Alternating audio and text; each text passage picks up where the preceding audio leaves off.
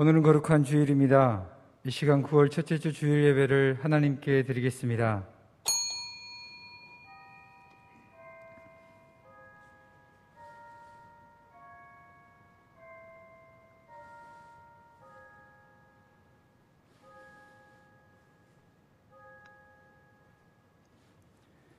여호와를 두려워하는 너희여 그를 찬송할지어다. 야곱의 모든 자손이여 그에게 영광을 돌릴지어다. 너희 이스라엘 모든 자손이여 그를 경외할지어다. 하나님은 영이시니 이제 예배하는 자들이 영과 진리로 하나님께 예배할지니라. 우리의 모든 생각과 마음을 아시는 하나님 아버지, 어지럽고 힘든 상황에서도 하나님의 은혜를 사모하는 마음으로 예배의 자리에 서게 하시니 감사합니다. 어느덧 여름의 뜨거웠던 날이 지나가고 선선한 가을이 시작되었습니다. 주님, 이 가을에 우리의 신앙이 아름답게 익어서 열매 맺게 하여 주시옵소서. 믿음의 열매, 사랑의 열매 맺어서 많은 사람들에게 나눠주는 귀한 삶을 살게 하여 주옵소서. 이 시간 우리들의 심령 가운데 찾아오셔서 큰 은혜와 진리로 충만하게 하여 주옵소서. 성부, 성자, 성령, 성삼위일체이신 하나님께 세세 무궁토록 찬양과 존귀 올리오며 우리 주 예수님의 이름으로 기원하옵나이다. 아멘.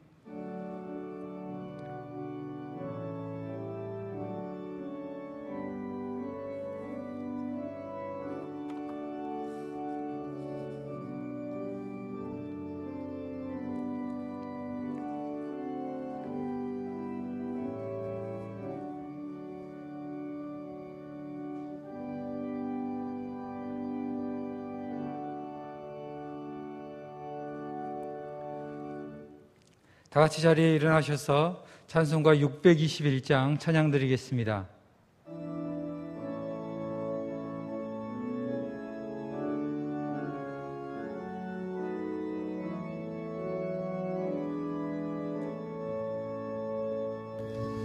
찬양하라 내 영혼아,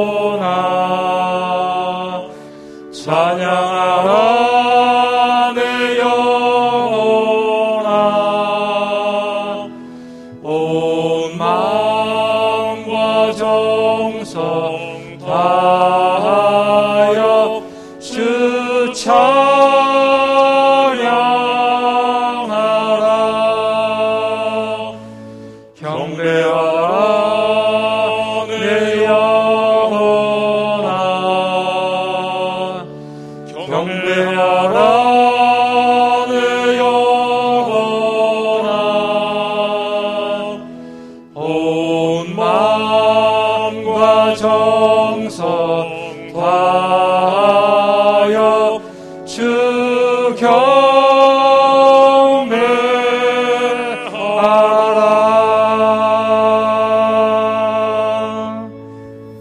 성시교독 드리겠습니다. 내가 산을 향하여 눈을 들리라. 나의 도움이 어디서 올까? 나의 도움은 천지를 지으신 여호와에게서로다. 여호와께서 너를 실족하지 아니하게 하시며 너를 지키시는 이가 졸지 아니하시리라. 이스라엘을 지키시는 이는 졸지도 아니하시고 주무시지도 아니하시리로다.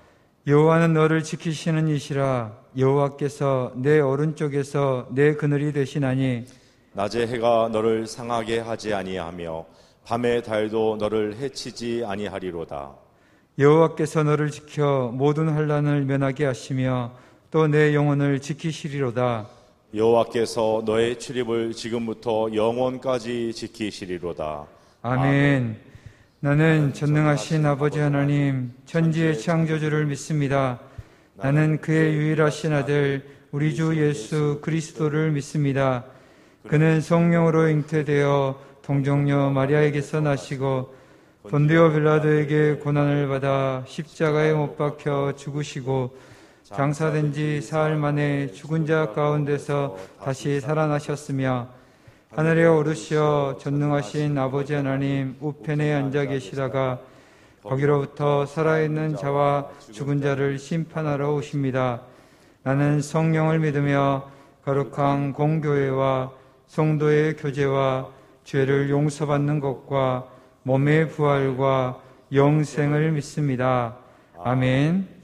자리에 앉으셔서 찬송가 406장 찬양 드리겠습니다.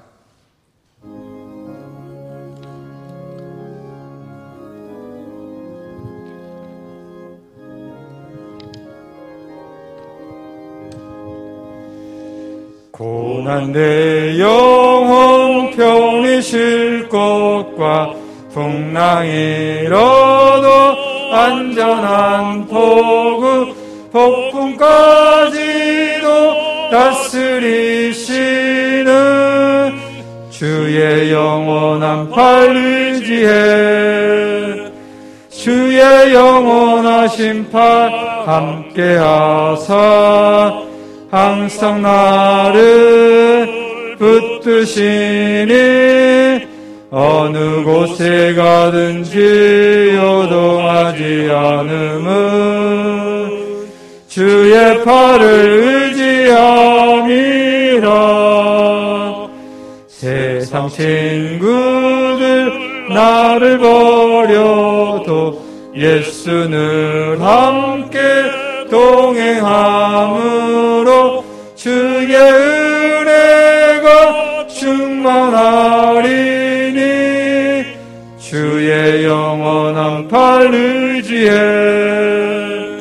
주의 영원하신 팔 함께하사 항상 나를 붙드시니 어느 곳에 가든지 요동하지 않음은 주의 팔을 의지함이라. 나의 믿음이 연약해져도 미리 예비한 힘을 주시며 위태할 때도 안보하시는 주의 영원한 팔 의지해 주의 영원하신 팔 함께하사 항상 나를 붙드시니 어느 곳에 가든지 요동하지 않음은 주의 팔을 의지함이라. 능치 못한 것 주께 없으니 나의 일생을 주께 맡기며 나의 모든 짐 대신 지시는 주의 영원한 팔 의지해 주의 영원하신 팔 함께하사 항상 나를 붙드시니 어느 곳에 가든지 요동하지 않음은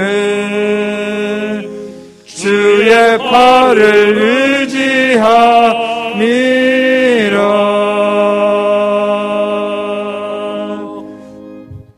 함께 기도하실 때 허승환 장로님께서 기도 인도하시겠습니다.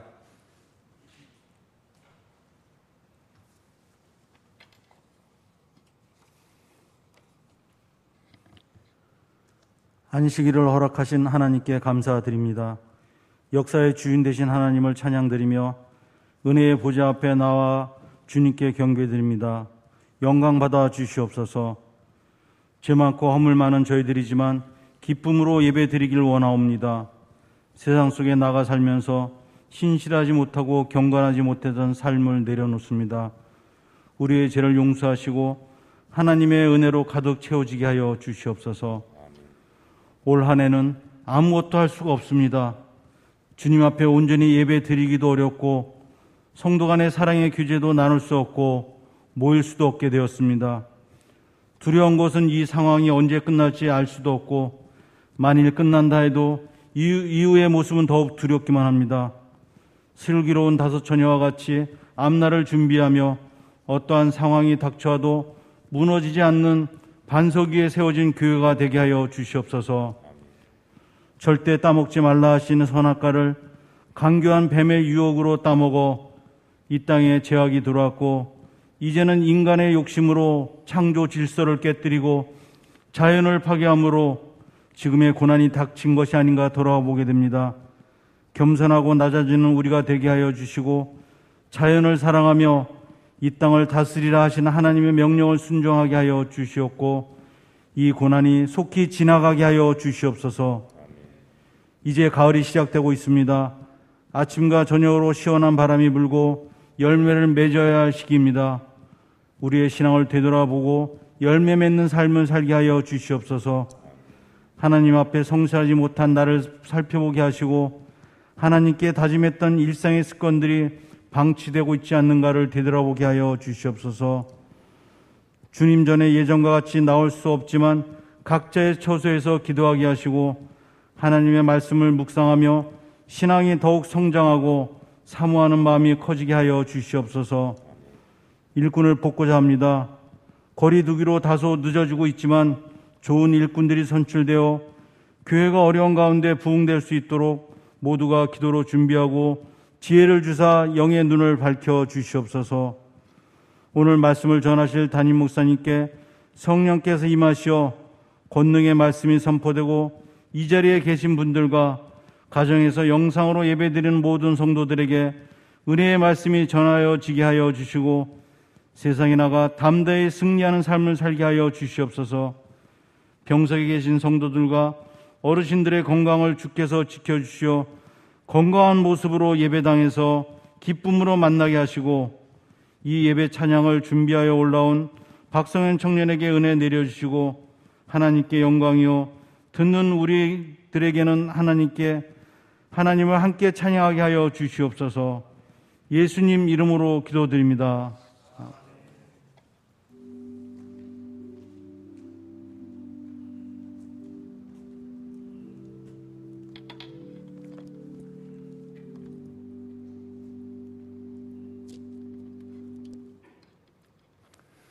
오늘 하나님께서 우리에게 주신 말씀은 사도행전 27장 11절에서 26절까지입니다. 신약성경 234쪽쯤에 있습니다.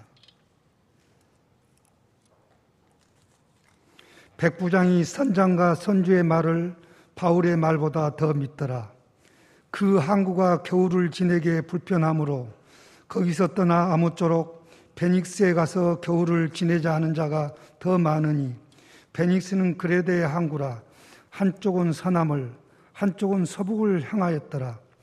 남풍이 순하게 불매 그들이 뜻을 이룬 줄 알고 탓을 감아 그레데 해변을 끼고 항해하더니, 얼마 안 되어 섬 가운데로부터 유라굴로라는 강풍이 크게 일어나니 배가 밀려 바람을 맞춰 갈 수 없어 가는 대로 두고 쫓겨가다가 가우다라는 작은 섬 아래로 지나 간신히 거루를 잡아 끌어올리고 줄을 가지고 선체를 둘러감고 스리디스에 걸릴까 두려워하여 연장을 내리고 그냥 쫓겨가더니, 우리가 풍랑으로 심히 애쓰다가 이튿날 사공들이 짐을 바다에 풀어버리고 사흘째 되는 날에 배의 기구를 그들의 손으로 내버리니라. 여러 날 동안 해도 별도 보이지 아니하고 큰 풍랑이 그대로 있음에 구원의 열망마저 없어졌더라. 여러 사람이 오래 먹지 못하였음에 바울이 가운데 서서 말하되, 여러분이여 내 말을 듣고 그레데에서 떠나지 아니하여 이 타격과 손상을 면하였더라면 좋을 뻔하였느니라. 내가 너희를 권하노니 이제는 안심하라. 너희 중 아무도 생명에는 아무런 손상이 없겠고 오직 배뿐이니라. 내가 속한 바 곧 내가 섬기는 하나님의 사자가 어젯밤에 내 곁에 서서 말하되, 바울아 두려워하지 말라. 내가 가이사 앞에 서야 하겠고 또 하나님께서 너와 함께 항해하는 자를 다 내게 주셨다 하였으니, 그러므로 여러분이여 안심하라. 나는 내게 말씀하신 그대로 되리라고 하나님을 믿노라. 그런즉 우리가 반드시 한 섬에 걸리리라 하더라. 아멘.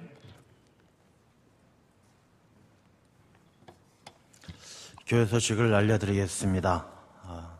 우리 성도님들께서도 잘 알다시피 우리 코로나19를 통해서 방역 단계가 2.5단계가 일주일간 연장이 되어졌습니다. 따라서 저희들도 정부의 방역 지침에 협조해서 우리가 일주일간 우리 비대면 예배가 또 연장되어지게 되어졌습니다. 교회 소식 몇 가지 더 말씀을 드리겠습니다. 이 어려운 때에 교회를 위해서 또 나라를 위해서 더욱더 기도에 힘써 주시고, 우리 항존직 선거가 원래 계획은 다음 주에 있을 계획이었으나 우리 비대면 예배가 길어지는 바람에 우리 항존직 선거는 지난 당회에서 추석 이후에 실시하는 것으로 연기를 했습니다. 우리 방역 단계가 어떻게 진행되어 갈지 추이를 지켜보면서 추석 이후로 일정을 정하여 추후에 다시 한번 성도님들께 알려드리도록 하겠습니다. 주일 예배를 비대면 예배로 드리고 있습니다. 우리 성도님들 또 교회에 와서 기도하고 또 예배하고 싶어하는 마음이 간절한 줄로 압니다. 주중에 오셔서 기도할 수 있도록 교회를 개방하고 있습니다. 성도님들께서는 우리 담당 교육자들에게 연락을 주시면 서로 많은 인원이 한꺼번에 기도하지 않도록 시간을 잘 조정해서 교회에 나오셔서 기도할 수 있도록 그렇게 안내를 해드리겠습니다. 우리 성도님들이 주일에 예배에 참석하지 못하지만 주중에라도 나오셔서 이 어려운 때를 하루속히 이겨낼 수 있도록 기도 생활에 힘써 주시기를 바랍니다. 성도님들께서 가정에서 영상으로 이 시간 예배를 드리는 분들이 많이 계실 겁니다. 우리가 예배 장면을 사진이나 동영상으로 찍어주시면 또 우리 모두가 예배 공동체라는 것을 서로 확인하면서 또 함께 나누기도 하고 또 그 가정에겐 소정의 선물을 보내드리도록 하겠습니다. 주일 예배는 현재 당회원들과 예배위원들이 일부 예배를 드리게 되어집니다. 정부에서 10명 미만으로 모이도록 권장을 하고 있어서 많은 수가 모이지를 못합니다.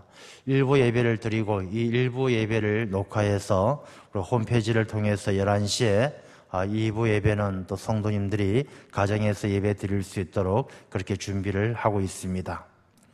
수요 예배는 오후 7시, 수요일 오후 7시에 영상으로 예배 드릴 수 있도록 준비를 하고 있습니다.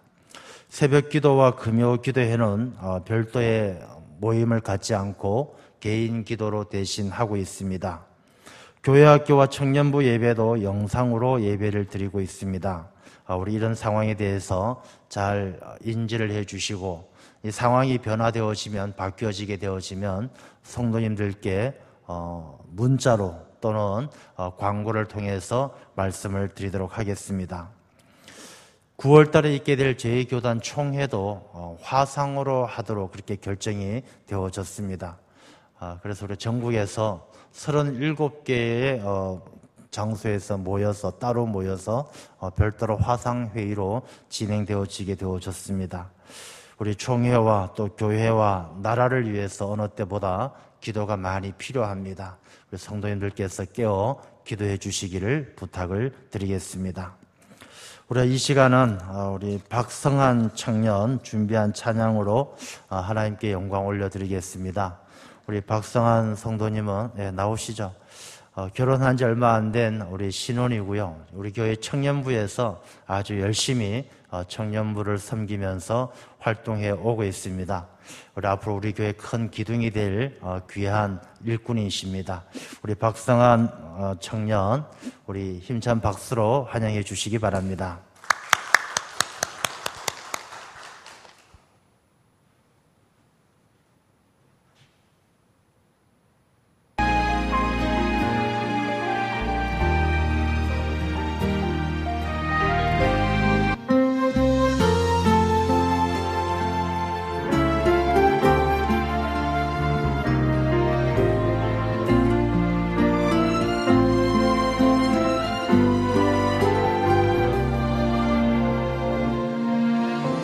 나를 지으신 이가 하나님,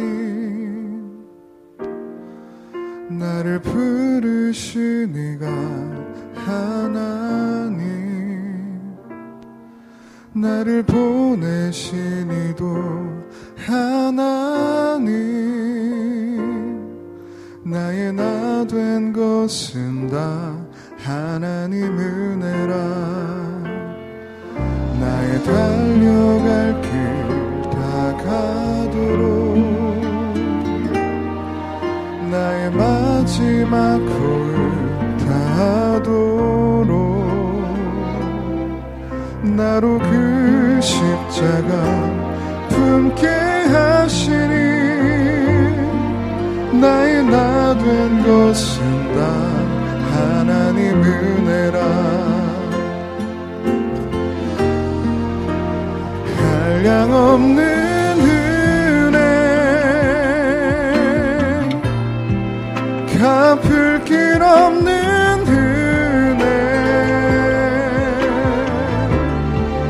내 삶을 애워싸는 하나님의 은혜. 나 주저함 없이 이 땅을 밟음도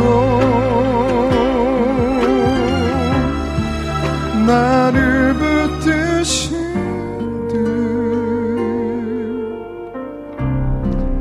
하나님의 은혜.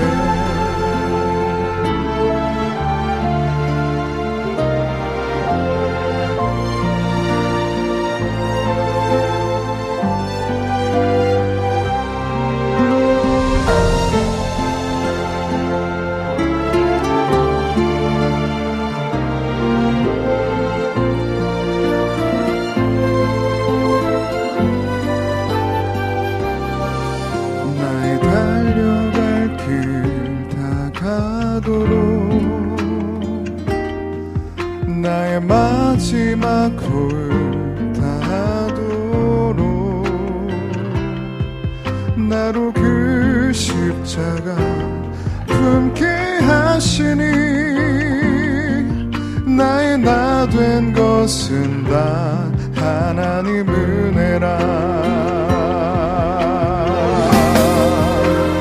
한량없는 은혜, 갚을 길 없는 은혜, 내 삶을 애워싸는 하나님의 은혜. 나 주저함 없이 그 땅을 밟음도 나를 붙드시는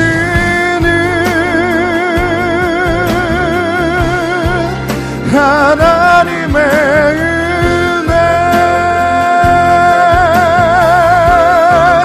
나를 붙드시는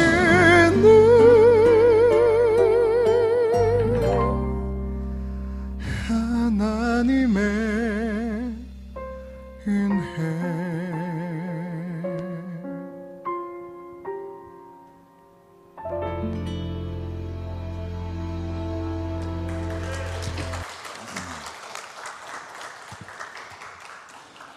네, 귀한 찬양 감사합니다. 어려운 때에 위로가 되고 힘이 되는 귀한 찬양이었습니다. 할렐루야! 우리 거룩한 주님의 날입니다. 우리 각 처소에서 또 영상으로 예배 드리시는 모든 성도님들 반드시 하나님의 이름으로 승리하게 되실 줄로 믿습니다. 올해는 유난히 태풍과 장마가 길었던 것 같습니다. 긴 장마를 통해서 또 많은 피해도 있었고, 또 태풍도 여러 차례 올라오면서 많은 어려움이 있었습니다. 지금도 저 하이선이라는 태풍이 올라오면서 동쪽으로 약간 비껴간다라고는 하지만 또 조심해야 된다라는 그런 기상 예보를 듣게 되어집니다. 이 기상청에서 발표하는 내용을 들어보면 앞으로 이 한반도에는 태풍이 더 강해지고 또 더 많아질 것이다. 그렇게 예상을 하고 있습니다. 이 태풍이 많아지게 된 이유가 몇 가지가 있습니다. 이 첫 번째는 이 바다에 해수 온도가 올라가기 때문입니다. 이 해수 온도가 올라가면은 엘니뇨 현상처럼 1도만 올라가도 굉장한 이 기상 변화가 오게 되는 것이죠. 이 해수 온도가 올라간다는 것은 지구 온난화 때문에 이 지구의 기후가 많이 변화되어졌다는 것입니다. 이 해수면의 온도가 올라가면서 이 열대 저기압이 강하게 형성되어지기 때문에 태풍이 자주 발생하는 것입니다. 그리고 태풍의 피해가 또 많은 것은 이 지구 온난화 때문에 빙산이 녹고 이 해수면의 높이가 올라가기 때문에 해일이 더 강해지고 침수되는 지역이 더 많은 것이죠. 그리고 이 해수면의 온도가 올라가면서 지구가 온난화되어지면서 이 수증기가 많아지지 않겠습니까? 수증기가 많이 올라가면서 이 물폭탄이 되어버립니다. 그래서 비가 엄청나게 오는 것이죠. 원래도 우리나라뿐만 아니라 세계적으로 중국이나 호주나 세계적으로 엄청난 비가 많이 오게 된 것입니다. 이렇게 기후변화를 통해서 또 지구의 대기 순환이, 이 공기의 흐름이 굉장히 늦어졌습니다. 그러다 보니까 태풍이 올라가는 움직이는 시간도 많이 느려져서 피해가 더 그만큼 커진 것이죠. 이 태풍이 여러모로 많이 생기면서 많은 피해를 주고 있는 그런 현실인데 또 한편으로는 이 태풍이 주는 긍정적인 효과도 있어요. 어떤 효과가 있느냐? 이 태풍이 지나감으로 말미암아 다시 한번 이 망가진 생태계가 또 회복되어지는 계기가 되어지는 것이죠. 이 태풍이 지나가면 피해가 많은 것처럼 보이지만 그 피해가 어느 정도 아물게 되어지면 이 삐뚤어지고 왜곡되어졌던 질서들이 바로잡히는 그런 회복의 효과도 있는 것이고, 또 두 번째는 오염된 많은 것들을 씻어내는 그런 역할도 태풍이 하는 것이죠. 이런 태풍이 우리가 사는 이 땅에만 불어오는 것이 아니라 우리 인생 가운데, 우리가 살아가는 삶 가운데에도 태풍이 불어옵니다. 우리가 살고 있는 이 시대, 코로나19라는 엄청난 생각지도 못했던 광풍이 불어오고, 온 세계적으로 정치적인 광풍이 불어오고, 우리가 생각지도 못했던 태풍이 우리가 살아가는 삶 속에 이곳저곳에서 불어오는 그런 시대를 살아갑니다. 저는 이 태풍이 불어오는 것이 우리에게 큰 아픔이 되고 큰 어려움이 되지만, 또 한편으로 하나님께서 태풍을 통해서 오염된 땅을 정화하듯이 우리의 삶 속에 하나님과의 관계 속에서 끼어든 많은 이물질들을 씻어낼 수 있는 그런 시간이 되지 않을까라는 생각도 해보게 되어지고, 또 태풍이 지나간 다음에 생태계가 회복되어지고 망가진 질서가 회복되어지는 것처럼 우리 인생 가운데 불어오는 이 광풍을 지나 우리가 하나님과의 관계가 회복되어지고 하나님 앞에 바로 서게 하시기 위한 하나님의 뜻이 있지 않는가, 그런 두려운 마음도 가지게 되는 것입니다. 오늘 이 본문의 말씀은 바울이 로마로 가면서 유라굴로라는 폭풍을 만나서 그 절대절명의 위기를 이겨내고 그 위기를 극복하고 하나님이 주신 사명을 잘 감당할 수 있도록 가게 되어지는 그 여정 중에 한 장면입니다. 저는 오늘 본문의 말씀을 통해서 바울이 그 유라굴로라는 광풍을 이겨내는 것처럼 우리도 이 광풍을 이겨내고 바울이 로마로 가서 복음을 전하고 온 세상에 하나님의 나라를 이루어 갔던 것처럼 우리도 이 광풍을 반드시 이겨내고 우리가 새로운 세상, 하나님이 기뻐하시는 나라, 하나님께서 원하시는, 하나님께서 다스리시는 그런 세상을 만들어가는 하나님의 귀한 일꾼들이 다 되어야 할 줄로 믿습니다. 그래서 오늘 이 본문의 말씀을 살펴볼 때에 먼저 이 바울은 어떻게 해서 이 유라굴로가 폭풍이 부는 바다 가운데 서게 되었을까? 이 바울이 복음을 전하는 것을 유대인들은 견디지 못했습니다. 이 바울이 복음을 전하고 부활하신 예수님을 전하는 것을 이 유대인들은 견디지 못해서 바울을 고발을 하고, 결국 이 바울은 이제 가이사랴에서 베스도 총독과 아그리빠 왕 앞에 끌려가서 마지막으로 변론을 하죠. 예수님은 이런 분이시다. 마지막 설교를 합니다. 그렇지만 아무도 그 바울을 도와주지 않고 결국은 바울은 로마의 군인들에게 체포되어져서 가이사라는 감옥에 한 2년 정도 갇혀 있게 되어집니다. 그리고 2년 정도 갇혀 있다가 이 바울은 이제 로마로 호송되어집니다. 바울은 로마의 시민권을 가지고 있었기 때문에 이 가이사, 로마의 황제 앞에 가서 재판을 받을 권리가 있었기 때문에 로마로 이제 호송되어지는 것이죠. 로마로 가게 되어집니다. 그 일에 대해서 책임을 맡은 사람이 누구냐 하면 이제 이달리아 부대, 이달리아라 그러면 이탈리아죠. 이탈리아, 로마의 아구스도 군대의 백부장 율리오. 아구스도 군대라면 아마 이 황제의 친위대, 이 황제의 특별부대 정도 될 것 같습니다.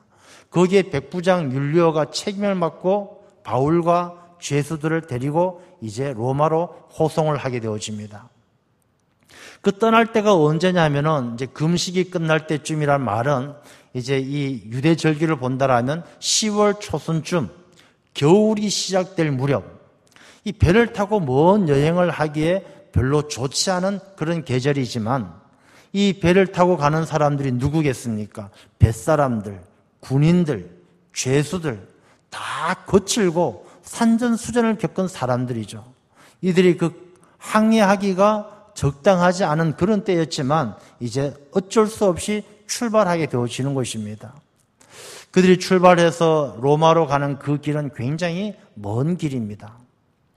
우리가 지금도 먼 여행을 하는 것은 쉽지 않은 일이지만 이 고대 사회에서 배를 타고 멀리 여행을 한다는 것은 굉장히 위험한 일입니다. 지금처럼 이 기상예보라는 것이 없어요. 그리고 이들이 타고 가야 될 그 지중해, 에게해 그 바다는 험하기로 유명한 바다입니다. 그 바다를 배를 타고 갈 때에 기상예보도 없이 간다는 것은 아주 목숨을 맡겨놓고 가는 것이죠. 그리고 그 당시에 무슨 무전기가 있었겠습니까? 통신 장비가 있었겠습니까? 그들이 어떤 위험을 당했을 때는 구조할 방법도 없죠. 그러니까 고대 사회에 배를 타고 여행을 한다는 것은 굉장히 위험하고 험한 길이었어요. 이제 이 백부장 율료를 인솔자로 해서 바울과 제수들, 또 선원들, 군인들 이렇게 한 267명이나 되는 300여 명에 가까운 사람들이 이제 출발을 하게 되어집니다. 그들이 출항을 해서 배를 타고 가는데 이 가는 길이 쉽지 않아서 초겨울에 가는 길이 쉽지 않아서 해안길을 따라 조심조심 가게 되어집니다. 시돈항이라는 곳에 도착했을 때에 시돈항에서는 바울의 친구들이라면 복음을 전해들은 성도들이겠죠. 와서 바울을 대접을 합니다. 백부장 율리오는 그것을 이제 용납을 해주죠. 이 백부장 율리오는 성경 말씀을 통해서 살펴보면 가이사라에서 주둔했다가 같이 로마로 가는 그런 군인인데 이 가이사라에 있으면서 바울의 설교를 들었던 사람이 바로 이 백부장 율리오이죠. 아마 바울에게 굉장히 호감을 가지고 있었던 것 같습니다. 시돈항에서 친구들과 만나고 이제 알렉산드리아 배를 타고 다시 출항을 하게 되어집니다. 즉 같이 가는 가운데 특별한 인물이 하나 있는데 아리스다고라는 사람이 있죠. 이 아리스다고는 골로새서를 보면 바울이 나와 함께 갇힌 자다라고 소개하는 인물이 이 아리스다고예요. 데살로니가 사람인데 데살로니가에서 바울을 도왔던 사람이고 늘 바울과 함께하면서 바울을 섬겼던 동역자입니다. 그렇게 이제 이 알렉산드리아 배를 타고 가는데 이들이 처음에 가다가 해안을 따라가다가 도착한 곳이 이제 그레데 미항이라는 곳입니다. 미항, 아름다운 항구. 아름답지만 조그만 항구에 도착을 했어요. 그런데 이 미항에 도착했을 때 이들이 벌써 겨울바람이 불어오고 항해하기가 굉장히 어려운 시간을 맞이했던 것이죠. 그래서 그들이 고민을 합니다. 우리가 항해를 계속 할 것인가? 겨울을 지나고 다시 봄이 되면 출발할 것인가? 이들이 서로 고민을 하게 되어지죠. 그때 바울은 뭐라고 이야기하느냐 하면 우리가 이곳에서 머무는 것이 좋겠다. 이 좁고 불편한 항구지만 이곳에서 머물러서 이곳에서 겨울을 지나고 가는 것이 생명과 손해를 입지 않을 수 있는 방법이다. 그렇게 바울이 이야기합니다. 그러나 선원들과 다른 사람들 생각은 달랐어요. 이 선장과 선주는 생각이 달라가지고 무슨 소리냐?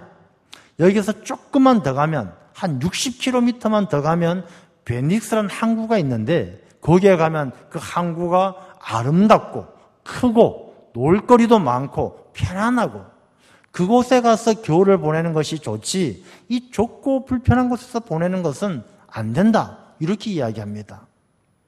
백부장 율리오는 그 이야기를 듣고 선장과 선주의 말을 듣고 베닉스 항으로 가게 되어지는 것이죠. 자, 여기서 우리가 선택의 기로에 서게 될 때 우리는 어떤 선택을 하는가라는 것을 다시 한번 고민을 해보지 않을 수가 없습니다. 왜냐하면 한 번의 선택이 그 남은 삶을 어떻게 어느 방향으로 이끌어갈지 결정하기 때문이죠. 이 배가 유라굴로라는 폭풍을 만나게 된 것은 그들의 선택 때문이죠. 바울은 이곳에서 머물자. 바울이 누굽니까? 바울은 하나님의 사람, 하나님의 일꾼이에요. 그래서 바울이 이야기하는 것은 하나님의 뜻이고 하나님께서 말씀하신 것이죠. 하나님께서는 좁고 불편하지만 이곳에서 머물러 이 자리를 지켜라라고 말씀을 하는 것입니다. 선장은 이 세상살이 가운데 많은 경험을 통해서 얻은 지식을 상징하는 것이죠. 선장은 배를 타고 많은 바다를 다녔기 때문에 이 배 타고 가는 일은 자기가 제일 지식이 많아요. 선장이 아니다. 여기서 떠나 베닉스로 가자라는 것은 이 세상의 지식이 우리에게 원하는 것이죠. 선주는 어떤 상징이 있습니까? 선주는 배의 주인이에요. 돈이 많고 재물이 많은 사람이에요. 그래서 선장과 선주는 이 지식과 세상의 지식과 세상의 물질을 이야기하는 것이죠. 결국 백부장 율리오는 하나님의 말씀을 따르는 것이 아니라 이 세상의 지식과 세상의 권력과 세상의 재물의 뜻을 따라서 떠나게 되었다는 것을 말씀하는 것이죠. 우리가 그리스도인으로 살아가면서 정말로 깊이 돌아봐야 할 것은 우리가 선택의 기로에 섰을 때 정말 하나님의 말씀에 귀를 기울이고 기도하면서 하나님의 뜻을 따르고 있는가? 아니면 내가 가지고 있는 얄팍한 세상살이의 지식과 내가 가지고 있는 재물, 내가 가지고 있는 능력, 내가 가지고 있는 재주를 의지해서 선택하고 있는가? 우리가 한번 깊이 우리 자신을 돌아봐야 한다는 것입니다. 오늘날 우리가 이러한 광풍을 만나게 된 것은 어쩌면 우리가 살아오면서 잘못된 선택을 한 결과가 아닌가, 그런 두려운 마음을 가지게 되어집니다. 오늘 허장로님께서도 그런 기도 가운데 그런 말씀을 하셨지만 하나님께서 우리에게 맡겨주신 모든 정복하라 다스리라 이 말씀을 우리가 자기 욕심에 이끌려서 하나님의 뜻이 아니라 자기 중심적인 해석을 통해서 사람의 욕구의 만족을 위해서는 마음껏 짓눌러도 되고 마음껏 다른 동물의 생명을 빼앗아도 되는 것처럼 착각해서 잘못된 선택의 결과가 오늘 우리가 만난 이 코로나는 열풍, 광풍, 이 세상에 정상적으로 돌아가지 않는 이 회오리 바람 같은 세상을 만나게 된 잘못된 선택이 아니었던가 돌아보게 되는 것입니다. 이들이 선장과 선주의 말을 듣고 출항을 해서 가는 가운데 그들이 이제 유라굴로라는 광풍을 만나게 되어지죠.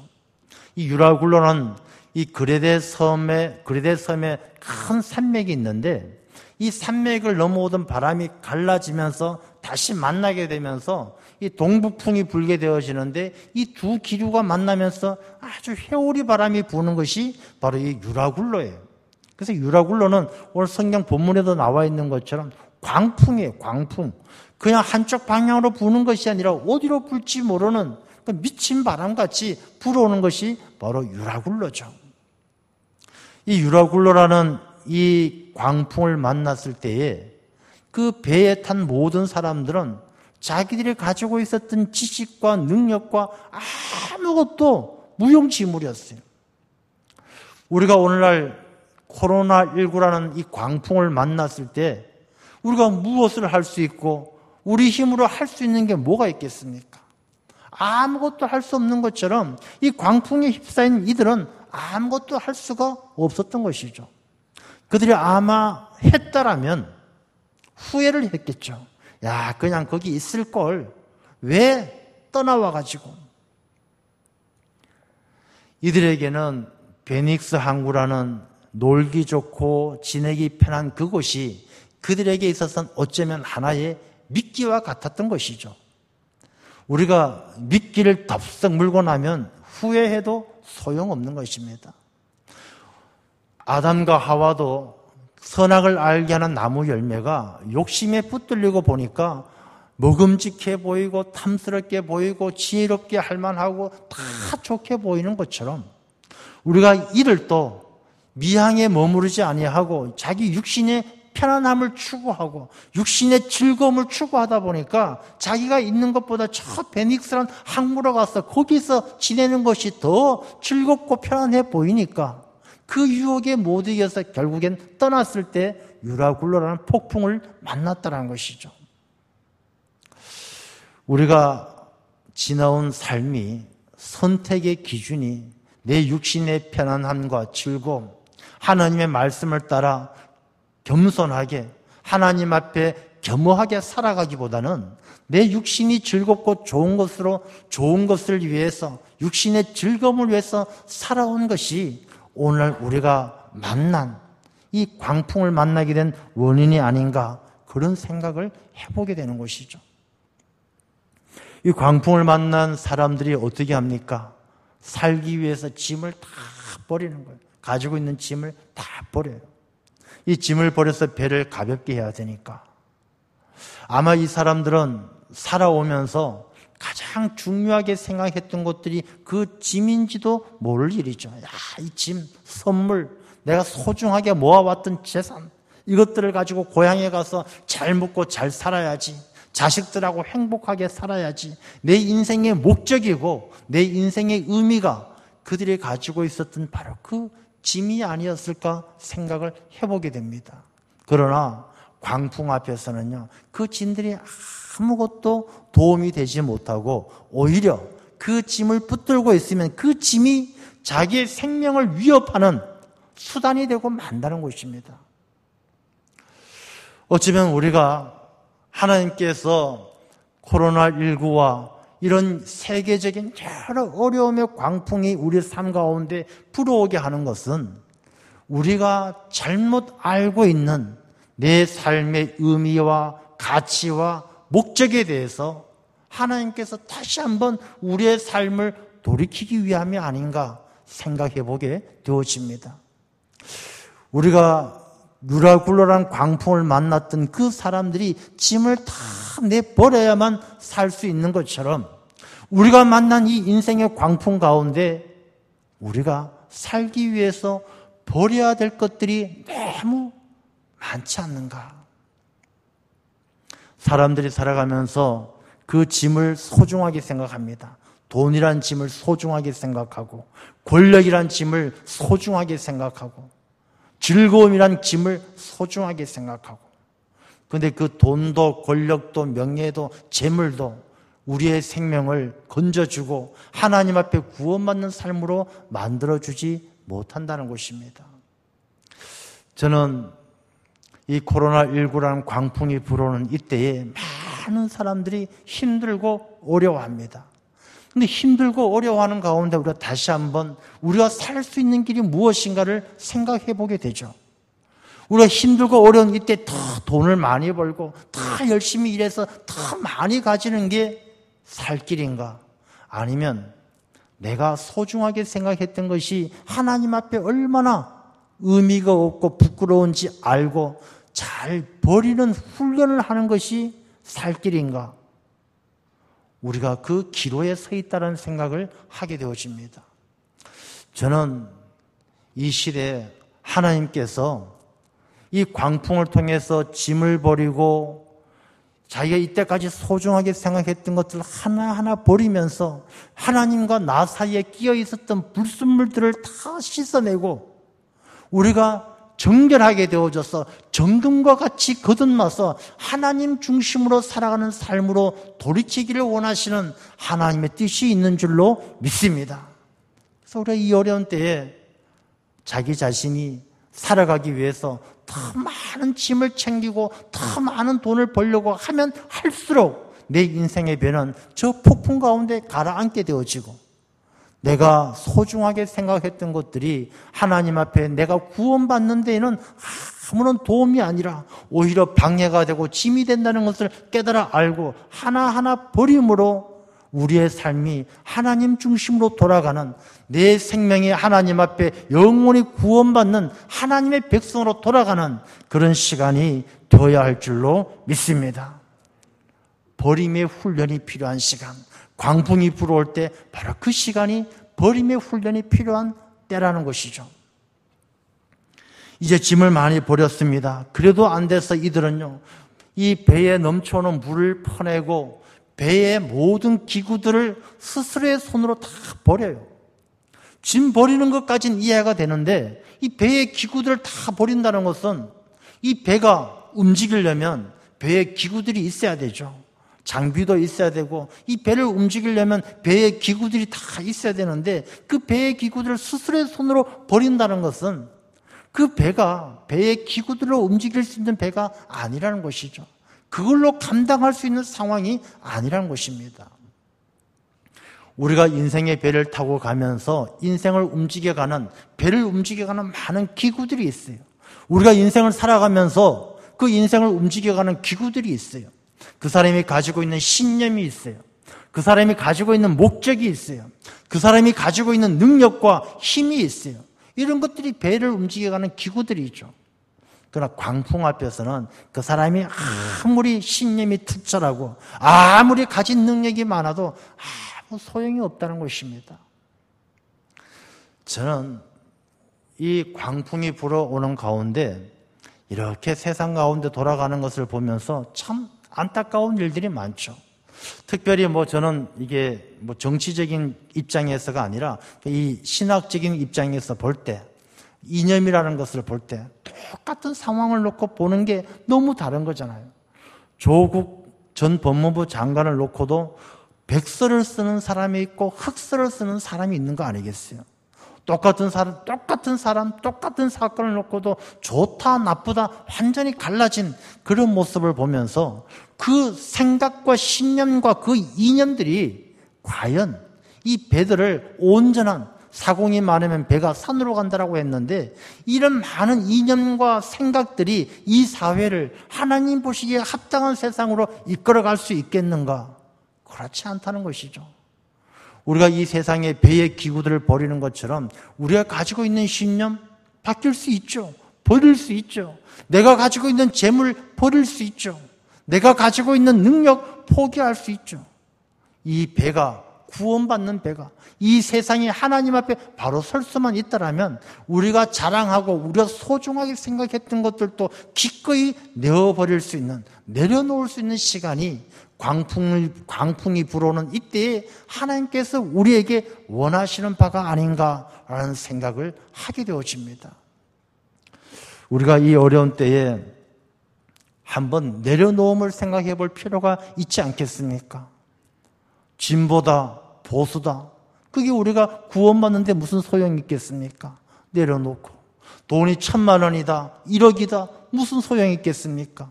돈이 1억 있는 사람은 구원받고 1,000만 원 있는 사람은 구원받지 못합니까? 돈이 많고 적음을 내려놓고, 잘 살고 못 살고 내려놓고, 높고 낮음을 내려놓고, 정말 하나님 앞에 내 자신이 구원받기 위해서 정말로 내게 소중한 것이 무엇인지 돌아보면서 우리가 삶이 내가 내 힘, 내 능력으로 이 배를 움직일 수 없다라면 다 내려놓고 내 인생의 배를 하나님의 손에 맡겨드리는 그런 결단의 시간이 바로 이때인 줄로 믿습니다. 우리가 아무것도 할 수 없고 힘이 없고 능력 없고 이러한 때에, 광풍이 불어온 이때에 우리 하나님 앞에 다 내려놓고 하나님의 손에 우리의 삶을 맡겨드릴 수 있는 것, 그것이 하나님을 섬기는 주의 백성들의 자세인 줄로 믿습니다. 이제 이렇게 이들이 배 유라굴로가 불어오는 폭풍 가운데 14일을 지나면서 어려움을 당하죠. 그때 사도 바울이 일어나서 이들에게 이야기합니다. 안심하라, 그렇게 소리 지릅니다. 이 바울은요, 그 광풍이 부는 가운데에도 그들에게 일어서서 안심하라, 이 배가 반드시 한 섬에 걸리리라, 그렇게 하나님의 말씀을 선포를 합니다. 근데 이 바울이 이렇게 선포할 수 있었던 이유가 무엇입니까? 하나님의 사자가 와서 말해 주셨기 때문에. 하나님의 사자가 왜 왔겠습니까? 바울은요, 그 광풍이 부는 가운데에도, 그 어려운 가운데에도 바울은 하나님 앞에 엎드려 기도하고 있었다는 것이죠. 하나님과 교통하고 있었다는 것은 하나님 앞에 간절히 기도하고 있었다는 것입니다. 하나님께 기도할 때에 하나님의 사자가 와서 바울에게 이야기를 해주는 것이죠. 우리가 광풍이 부는 이때에 우리가 할 수 있는 것이 무엇이겠습니까? 하나님 앞에 기도하는 것 외에는 할 수가 없다는 것입니다. 하나님 앞에 기도할 때, 하나님의 뜻이 어디 있는지 구할 때에, 내가 악한 길에서 돌이켜 회개하고 하나님을 찾을 때에 하나님은 우리에게 피할 길로 인도하시고 생명의 길로 인도해 주실 줄 믿습니다. 하나님은 바울을 통해서 이야기합니다. 바울아, 24절 말씀에 보면 바울아 두려워하지 말라, 너가 가이사 앞에 서야 하겠고, 하나님은요, 이 광풍 가운데에서 하나님의 사람에 대한 계획을 결코 포기하지 않으셔요. 하나님께서는 바울을 반드시 가이사 앞에 세워서 가이사 로마에 가서 로마를 복음화시키고 온 세상 가운데 복음을 전하게 하는 하나님의 계획을 반드시 이루시기 위해서 그 광풍 가운데도 바울을 지켜주시는 거예요. 한국교회가 이 어려움을 이겨나갈, 헤쳐나갈 방법 다른 데 있지 않습니다. 하나님께서 우리에게 주신 사명을 잊지 않고 복음을 전하고 땅끝까지 증인이 되는 예수 그리스도의 마지막 명령을 잊지 않고 그 명령을 잘 감당할 때에 하나님께서 그 뜻을 이루기 위해 이 광풍 가운데 한국교회를 지켜주시고 우리를 지켜주실 줄로 믿습니다. 한국교회가 자꾸 베닉상으로 가자, 좀 편안하게 지내자, 좀 즐겁게 지내자, 엉뚱한 길로 가니까 이 유라굴로 같은 폭풍을 만나 어려움을 당하는 거예요. 지금 이 코로나 상황 가운데 가장 큰 어려움을 당하고 있는 것 중에 하나가 바로 교회예요, 교회. 이 교회가 하나님 앞에 기도가 부족했고, 이 교회가 세상의 선장과 선지의 말을 따르는 것처럼, 그러니까 세상의 소리에, 세상의 계산 방법에, 세상의 즐거움에 따라 살아왔기 때문에 이 어려움을 당하고 있다는 것입니다. 우리가 이 광풍이 부는 이때 더 기도하면서 하나님께서 우리에게 가이사 앞에 서야 하겠고라는 말씀처럼 이 교회가 사명을 회복할 때 하나님께서는 이 광풍 가운데 교회를 지켜주실 줄 믿습니다. 이 배는요, 그 어려움을 지나서 어느 섬에 가까이 다가갑니다. 근데 이 섬에 가까이 다가가니까 이 선원들이 걱정이 뭐냐 하면 배가 암초에 부딪혀서 좌초할까 봐 그게 걱정이에요. 우리가 이 광풍이 지나면 다 해결될 것 같지만 그렇지 않습니다. 광풍이 지나고 나면 암초를 만나게 되고 우리 가운데 계속되어지는 어려움들이 찾아오는 것이죠. 계속되어진 그 어려움들 가운데서 우리가 헤쳐나갈 것은 다른 데 있지 않습니다. 우리 교회가 하나님 앞에 기도하고 사회적 책임을 다하는 거예요. 우리가 오늘날 이렇게 비대면 예배를 드릴 때 어떤 분들은 그렇게 말씀하셔요. 그래도 교회가 대면 예배 드려야 되지 않겠냐고. 목숨 걸고, 옛날엔 목숨 걸고 예배를 드리고 순교도 했는데 예배 드려야 되지 않겠냐고. 어떤 분이 그런 말씀을 하시더라고요. 누군가 예배를 드리지 못하게 목에 칼을 들이대도 예배를 드리는 것이 신앙입니다. 그렇지만 예배가 칼이 되어서 이웃의 목을 겨눈다라면 예배를 드리지 않는 것이 신앙입니다. 이렇게 이야기를 하시더라고요. 교회는, 성도는 사회적 책임이 있어요. 이 선원들이 자기들만 살려고 구명정을 내렸어요. 자기들만 살려고 구명정을 내려서 도망가려고 할 때 하나님께서는 바울을 통해서 그들이 배를 떠나면 이 배에 있는 모든 사람이 다 죽을 것이다. 배를 떠나면 다 죽을 것이다. 못 떠나게 했어요. 우리가 이 세상에서 신앙생활을 한다는 것은 나 혼자만 구명정을 타고 도망하기 위해서 신앙생활을 하는 것이 아니라는 것입니다. 이 배에 탄 이 공동체에 대한 책임이 그리스도인들에게 있습니다. 우리가 이 어려운 때에 대한민국이라는 공동체, 한국교회라는 공동체, 당일교회라는 공동체를 잊지 아니하고 우리의 이 공동체에 대한 책임을 다할 때 하나님께서 우리를 건져주실 줄 믿습니다. 우리가 이렇게 뿔뿔이 다 흩어져서 저마다 가정에서 영상예배를 드리고 참 어렵지 않습니까? 참 힘들고 불편하고 어렵습니다. 하나님께서는 이 광풍을 통해서 알곡과 가라지를 나누고 계셔요. 키즈를 할 때 알곡은 점점 농부의 마음으로, 농부의 가슴으로 다가가지만 쭉쟁이는 바람에 날려가는 것이 알곡과 가라지를 구분하는 방법이죠. 우리가 이렇게 어렵고 불편한 광풍이 부는 이때에, 힘들고 어려운 이때에 우리가 다 책임감을 가지고, 공동체에 대한 책임감을 가지고, 하나님 나라에 대한 소망을 가지고 광풍이 불면 불수록 하나님께 더 가까이 나아갈 수 있는 그런 귀한 하나님의 사람이 되시기를 주님의 이름으로 축원합니다. 기도하겠습니다. 아버지 하나님, 유라굴로 같이 광풍이 부는 이 어려운 때에 아버지 하나님, 그 배의 선원들이 짐을 버리고 배의 모든 기구들을 버린 것처럼 우리 자신의 삶을 돌아보며 버림의 훈련, 내려놓음의 훈련이 필요한 때라는 것을 깨닫습니다. 너무나 많은 것을, 너무나 높은 것을, 너무나 좋은 것을 바라보며 살았던 우리의 잘못된 선택이 이 어려움을 만나게 된 원인이 아닌가 돌아보게 되어집니다. 아버지 하나님, 이 광풍이 불 때에 우리 모두가 더욱더 하나님 앞에 엎드려 기도하게 하시고 하나님의 말씀과 뜻에 순종하여 아버지 하나님, 우리가 사명을 잊지 아니하고 이 땅 가운데 하나님의 나라를 이루어 갈 수 있는 주의 일꾼으로 쓰임받게 하여 주옵소서.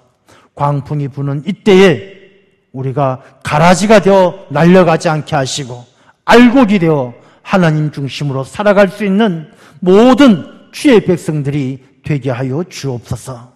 예수님 이름으로 기도드리옵나이다. 아멘.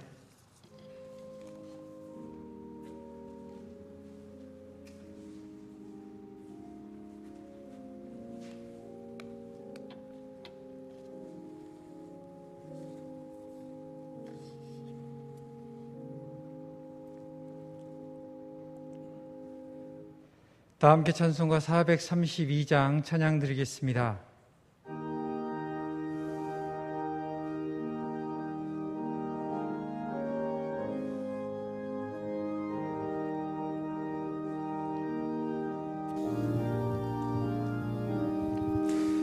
큰 물결이 설레는 어두운 바다, 저 등대의 불빛도 희미한데 이 풍랑의 배저 항해하는 이 작은 배 사공은 주님이라. 나 두려움 없네, 두려움 없도다. 주 예수님 늘 깨어 계시도다. 이 흉흉한 바다를 다 지나면 저 소망의 나라에 이르리라. 큰 풍랑이 배를 위협하며 저 깊은 물이 벌려 달려드나 이 바다에 노저 항해하는 이 작은 배 사공은 주님이라. 나 두려움 없네 두려움 없도다. 주 예수님 늘 깨어 계시도다. 이 흉흉한 바다를 다 지나면 저 소망의 나라에 이르리라. 큰 소리로 물결을 명하시며 이 바다는 고요히 잠자리라. 저 동력이 환하게 밝아올 때 나 주 함께 이 바다 건너가리. 나 두려움 없네 두려움 없도다. 주 예수님 늘 깨어 계시도다. 이 흉흉한 바다를 다 지나면 저 소망의 나라에 이르리라. 하나님 아버지, 거룩한 주님의 날입니다. 광풍이 불어온 이때에도 아버지 하나님, 저희의 마음의 중심을 붙들어 아버지 앞에 나와 영과 진리로 예배하게 하신 그 크신 은혜에 감사와 영광을 올려드립니다.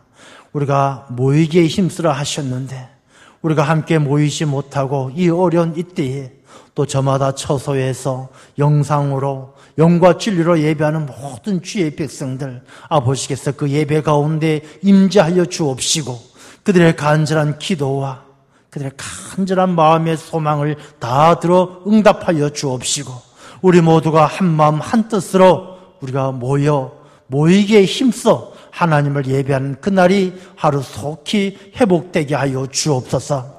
거룩한 주님의 날 아버지 앞에 예배하며 정성을 다하여 귀한 예물로 아버지를 경배합니다.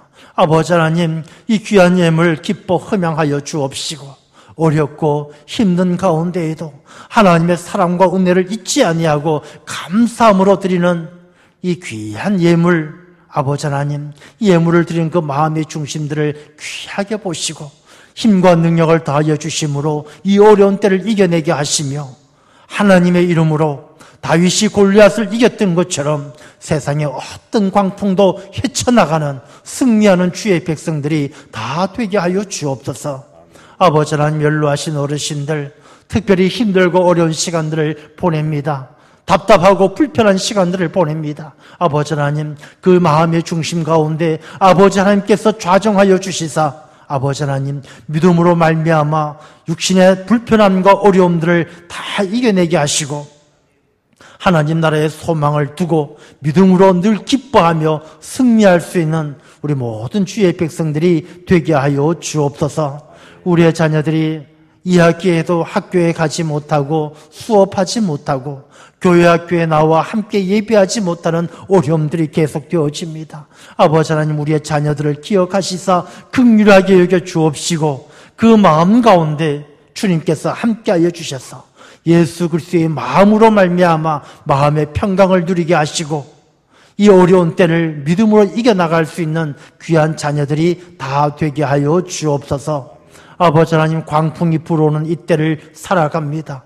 아버지 하나님, 우리가 이 때 가운데 우리의 짐과 배의 기구들과 소중하게 생각했던 것들 다 내려놓게 하시며 하나님의 뜻이 어디 있는지 깨달아 알고 하나님의 인도하심을 따라 피할 길로 인생의 항해를 나아갈 수 있는 주의 백성들이 다 되게 하여 주옵소서. 우리 모든 성도님들 가정가정에서 예배드립니다.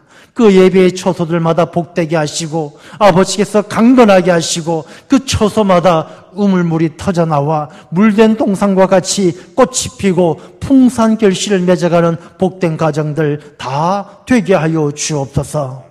이 또한 지나가고 한 섬에 걸리리라 말씀하신 것처럼 이 모든 광풍이 지나가고 하나님께서 계획하시고 뜻하신 그날이 하루속히 오게 될 줄 믿고 그날 우리 모두가 하나님을 찬양하며 주의 일에 힘쓰는 하나님의 귀한 일꾼들이 다 되게 하여 주옵소서. 감사와 영광 올려드리오며 살아계신 예수님 이름으로 기도드리옵나이다. 아멘. 할렐루야. 우리 각 가정에서 영상으로 예배 드리시는 우리 모든 성도님들, 우리가 하나님께서는 참된 예배자를 찾으십니다. 우리 어디 있든지 영과 진리로 예배하며 또 하나님을 깊이 만날 수 있는 그런 경건한 삶이 되시기를 간절히 소망합니다. 이 광풍이 부는 이 어려운 때 반드시 지나가게 하시고 또 하나님께서 우리에게 주신 사명 잘 감당할 그날이 속히 오게 될 줄로 믿습니다. 늘 기도하며 이 어려움을 이겨나가는 주의 백성들이 되시기를 주님의 이름으로 축원합니다. 다 같이 자리에 일어나셔서 찬송가 620장 1절 찬양 드리겠습니다.